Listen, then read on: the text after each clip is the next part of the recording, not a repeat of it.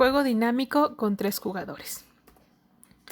Bueno, primero consideremos un juego donde un jugador tiene las opciones de elegir I, C o D. Izquierda, centro, derecha quizá. Tenemos un segundo jugador que también puede elegir entre 3 acciones A, B y C. Y tenemos un tercer jugador que puede elegir entre 2 acciones, 1 y 2. Este juego está representado en forma extensiva, es decir, en forma de un árbol, donde cada uno de estos representa una rama del árbol y representa una posible solución del juego, dados estos pagos para cada posible solución. Este juego se considera de información completa porque cada uno de los jugadores conoce cuántos jugadores hay, conoce cuáles son las acciones y estrategias de todos los jugadores y también se conocen todos los pagos en las posibles o en las diferentes soluciones del juego. Es un juego con información perfecta porque en este caso juega primero el jugador 1 en un primer tiempo, turno, momento, etapa. Y en un segundo tiempo o segundo turno juega el jugador 2 y después juega el jugador 3. Note también que si hablamos de información perfecta, cada uno de los jugadores sabe en qué punto del árbol está. Por ejemplo, si se está jugando el segundo turno, en donde el jugador 2 tiene que tomar una decisión. Para este punto, dado que es un juego dinámico y es un juego por turnos o por tiempos, el jugador 2 ya sabe lo que el jugador 1 eligió. Bueno, de manera general analicemos entonces esta forma extensiva del juego, donde vemos que el juego tiene 4 más 3 más 3, es decir, tiene 13 nodos de decisión. De estos 13 nodos de decisión, tiene 18 nodos finales que corresponden a cada uno de los posibles resultados. Considere también que, dada una trayectoria, que es que el jugador 1, por ejemplo, elija I, el jugador 2 elija A, el jugador 3 elija 1, entonces la solución o los pagos, dado esta trayectoria del juego, sería que el jugador 1 gane 5 unidades monetarias, pagos, lo que ustedes consideren. El jugador 2 gane 2 y el jugador 3 gane 3. Aquí es importante aclarar que los pagos siempre están ordenados conforme los jugadores vayan tomando sus decisiones.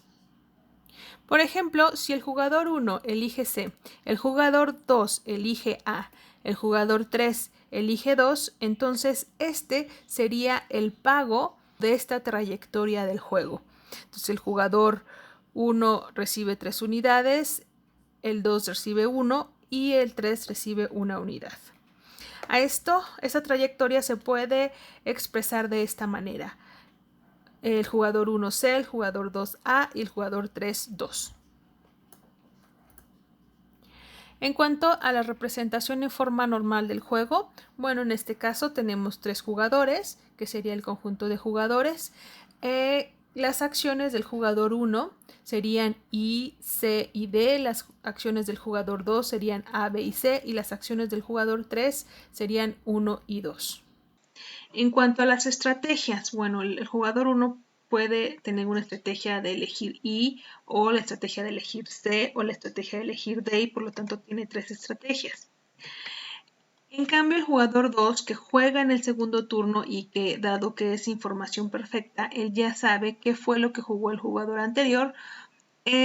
Al principio del juego su estrategia podría ser elegir A independientemente de lo que el jugador 1 haga, ¿no? Entonces su primera estrategia está formada de 3 elementos A y A. Esta primera estrategia indica que si el jugador 1 decide jugar I, entonces él jugará A. Y si decide C, también jugará A. Y si decide D, también jugará A. Por ejemplo, esta estrategia indica que si el jugador 1 decide I, entonces el jugador 2 elegirá A. Si el jugador 1 elige C, entonces el jugador 2 elegirá B, es decir, esta. y si el jugador 1 elige D, entonces el jugador 2 elegirá C. Entonces, por eso es que el jugador 2 tiene 3, que es de las 3 posibles acciones, a la 3, que es de las 3 posibles soluciones, o no soluciones, sino desarrollos del juego en su turno, ¿no? Y estos son combinaciones de las 3 estrategias para cada punto. Note que entonces el jugador 3 que juega en el tercer punto, y dado que existen muchas más posibilidades, es decir, cuando el jugador 3 toma su decisión, entonces puede que el juego se haya desarrollado en 1, 2, 3, 4, 5, 6, 7, 8, en 9 sendas diferentes. Entonces, para cada una de estas sendas, el jugador tiene que definir su estrategia. Entonces, puede definir que para la primera él elija 1, es decir, si el jugador 1 elige I y el 2 elige A, entonces su estrategia puede ser 1 o puede ser 2, ¿no? En este caso, la cantidad de estrategias sería 2, que son la cantidad de acciones que puede tomar, elevado a las 9 posibilidades que puede suceder en su turno. Esto da un total de 512 estrategias puras. Y, por ejemplo, esto que está aquí es una sola estrategia del jugador 3 y es de elegir siempre, o esta estrategia significa que el jugador 3 siempre va a elegir 1, independientemente de lo que los otros dos jugadores hagan. Sin embargo, hay muchísimas combinaciones de 1 y 2 para 9 posibles situaciones, ¿no? Y bueno, por lo tanto no las escribimos todas.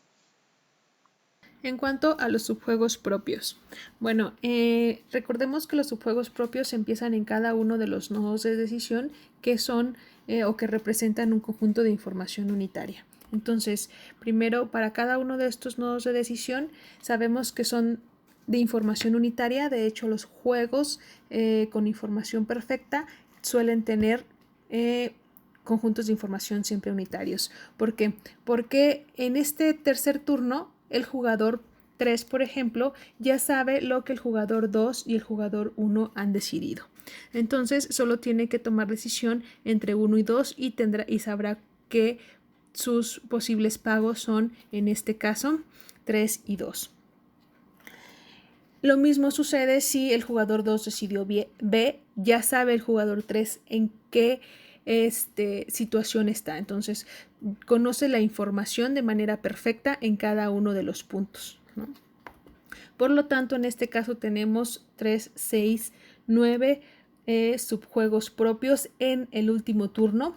Sin embargo, tenemos aquí otros 3 nodos de decisión a partir de los cuales también surgen subjuegos propios. Estos nodos de decisión también representan conjuntos de información unitaria porque igualmente en este turno el jugador 2 ya sabe lo que el jugador 1 ha decidido. Ha decidido elegir 1.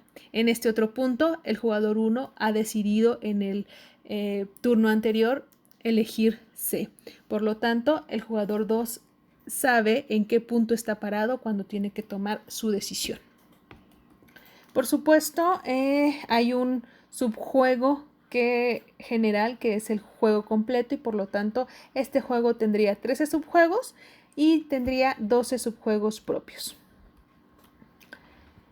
Entonces, vamos a analizar cada uno de estos subjuegos propios. Para solucionar el juego, resolvemos o encontramos el equilibrio en cada subjuego propio, empezando por los subjuegos que están en el último nivel o en el último turno o tiempo en el juego. En este caso, vamos a empezar con el subjuego 4, en el cual tiene que tomar una decisión el jugador 3 y por lo tanto sus pagos son estos últimos, 3 o 2. Entonces, si elige 1, su pago será de 3 y si elige 2, su pago será de 2 y por lo tanto pues elegirá la acción 1. Lo mismo sucede con el subjuego 5, en donde el jugador tiene que elegir entre 1 y 2 y elegirá 1 porque le genera un pago de 6, que es mayor que 2. Lo mismo en el siguiente subjuego, en donde elegirá también 1 porque 5 es mayor a 3. En el subjuego 7 igual, elegirá 1 porque 3 es mayor a 1. En el otro 7 es mayor a 5 y por lo tanto su acción a elegir será 2. En el siguiente subjuego sería 3. En el siguiente subjuego sería 7 y elegiría la acción 1. En el siguiente subjuego elegiría la acción 2 porque 5 es mayor a 4. Y en el último elegiría 1 porque 4 es mayor a 1. Entonces, en el segundo turno, el jugador 2 que sabe o que está en este punto, en este subjuego 1, sabe que el jugador 1 ha decidido y por lo tanto él elegirá A, B o C. También ha analizado los resultados de los subjuegos que surgen a partir de estos tres nodos y como vimos anteriormente, estos serían las mejores estrategias del jugador 3, ¿no? Entonces el jugador 3 elegirá 1 en cada uno de los subjuegos. Entonces ahora el jugador 2 tendrá que elegir A, B o C en cada uno de estos tres puntos, dependiendo del resultado de los subjuegos en el periodo 3 o en etapa 3. Empezando con el primer subjuego, el jugador 2 tendrá que comparar sus pagos, que son los segundos, 2, 1 o 4. Elegirá, por supuesto, 4, que es el mayor. Por lo tanto, la estrategia óptima sería C si el jugador 1 elige I. Si el jugador 1 elige C, tiene dos pagos que le generan iguales, 1 y 1, y por lo tanto será indiferente entre jugar A o B cuando el jugador 1 elige C. Cuando el jugador 1 elige D, entonces el jugador 2 elegirá B porque es el que le da mayor pago, le da un pago de 7. Entonces estos resultados los utilizamos para analizar la decisión del primer jugador en el primer turno. Note que en este caso, si el jugador 1 elige C, hay dos posibles soluciones o posibles resultados del juego, por lo tanto tendremos que dividir este juego en dos, ¿no? Uno con el pago si el jugador 2 elige B, uno con el pago si el jugador 2 elige A. De tal manera que dado que ya separamos el juego, sabemos que tendríamos al menos dos equilibrios de Nash perfectos en subjuegos. En este primer juego, con esta primera posibilidad, el jugador 1 en este caso elegirá C porque es el que le da mayor pago, le da 5, que es mayor que 2 y que es mayor que 1.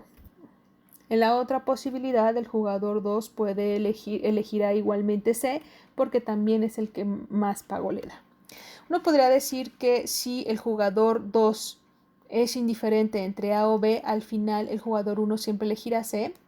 Sin embargo, las trayectorias son diferentes, ¿no? Hay que notar que no son iguales. En este caso, la trayectoria 1 es que el jugador 1 elija C, el jugador 2 elija A y entonces el jugador 3 elija 1.